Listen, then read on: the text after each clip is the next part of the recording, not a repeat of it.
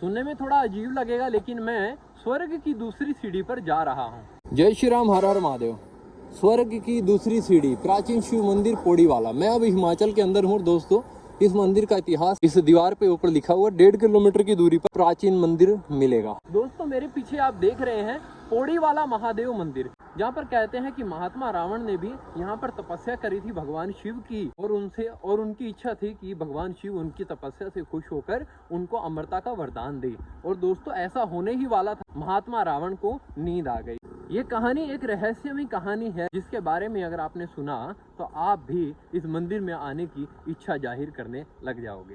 लेकिन इससे पहले आपको इस मंदिर के प्रवेश द्वार से 1.5 किलोमीटर के इस जंगल की यात्रा करनी होगी। पौड़ीवाले महादेव मंदिर में तो मैं आ गया, और मैं अपने रुद्राक्ष, अपनी माला, आसन और लोटा ले आया भाई अपना, ताकि मैं इस पवित्र नदी से जल भर के और भगवान शिव को समर्पित कर पाऊं।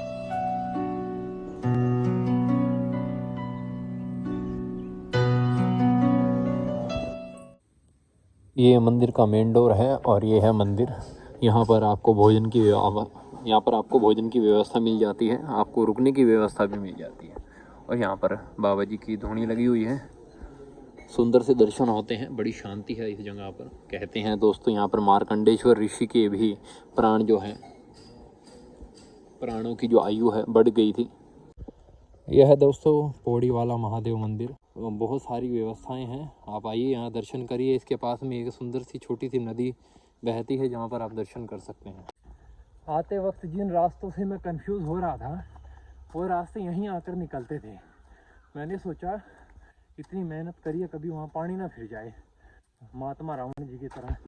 दशानन रावण ने जो स्वर्ग जाने के लिए सीढ़ियाँ बनाई थी, उन सीढ़ियों की संख्या थी 5, और 5वीं सीढ़ी में से 5 सीढ़ियों में से आज मैं दूसरी सीढ़ी पर आया हूँ दोस्तों।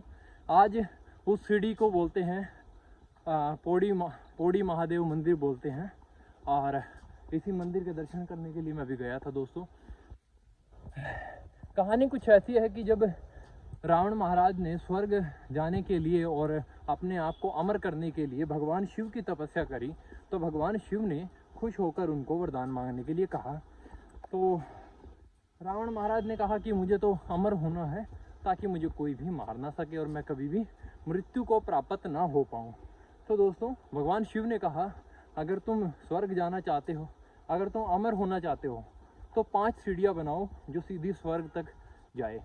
तो रावण ने अपना काम शुरू कर दिया, और उन्होंने पहली सीढ़ी हर की पौड़ी हरिद्वार में बनाई, दूसरी सीढ़ी पौड़ीवाला में बनाई, जो कि हिमाचल और हरियाणा के बॉर्डर पे एक शिव मंदिर है पौड़ीवाला। वहाँ से दूसरी स्टोरी इस मंदिर की बताते हैं कि मार्कंडेश्वर जो ऋषि हैं, उनकी आयु, उनका जब जन्म हुआ तो उनको 12 साल की आयु मिली थी। तो उनके पिता ने कहा था कि तुम बचपन से ही भगवान शिव की तपस्या करो। जब 12 साल पूरे हुए और उनको यमराज लेने के लिए आए, तो वो कहते हैं कि ये जो पौड़ीवाला शिवलिंग है, इसको चिपक गए, उनको अपनी बाहों में भर लिया, और भगवान शंकर ने उनको मंत्र दे दिया था, ओम त्र्यंबकम यजामहे सुगंधिम पुष्टिवर्धनम उर्वारुकमेव वंदना मृत्युर्मोक्षयमामृता।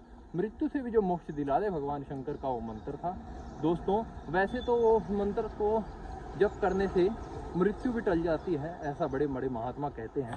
लेकिन ये खाली एक मंत्र नहीं है, इस मंत्र के पीछे जो भी इसके अंदर शब्द इस्तेमाल हुए हैं, ओम त्र्यंबकम यजामहे सुगंधिम पुष्टिवर्धनम, जैसे सुगंधिम है, एक सुगंध करने वाला कोई एक जड़ी बूटी है, वो ये सारे के सारे जितने भी शब्द इसके अंदर हैं, सारे जड़ी बूटियों के नाम हैं। हमारे ऋषि मुनि पहले के समय में अपनी आयुर्वेदिक शिक्षा को लुप्त रखने के लिए, ताकि हर इंसान को अमर होने का इलाज ना मिल जाए, जड़ी बूटी ना मिल जाए, इसलिए उनको मंत्रों के माध्यम से छुपा कर रखते थे।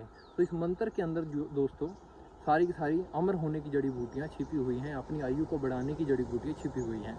इसलिए मार्कंडेश्वर ऋषि ने इस मंत्र का जाप करने के साथ साथ में वो जड़ी बूटियाँ भी खाई बनाई, और भगवान की तपस्या करी, और अपनी आयु को बढ़ा लिया था। तो दोस्तों ये इस मंदिर की कहानी थी। आपको मैं चूड़ेश्वर महादेव के भी दर्शन करवाऊँगा, कभी जाना हुआ तो हिमाचल के अंदर, और किन्नर कैलाश के दर्शन भी कराऊँगा, जो कि बहुत ही खतरनाक दर्शन भी हैं। आज के लिए इतना ही, मिलते हैं नेक्स्ट वीडियो में। जय श्री राम, हर हर महादेव।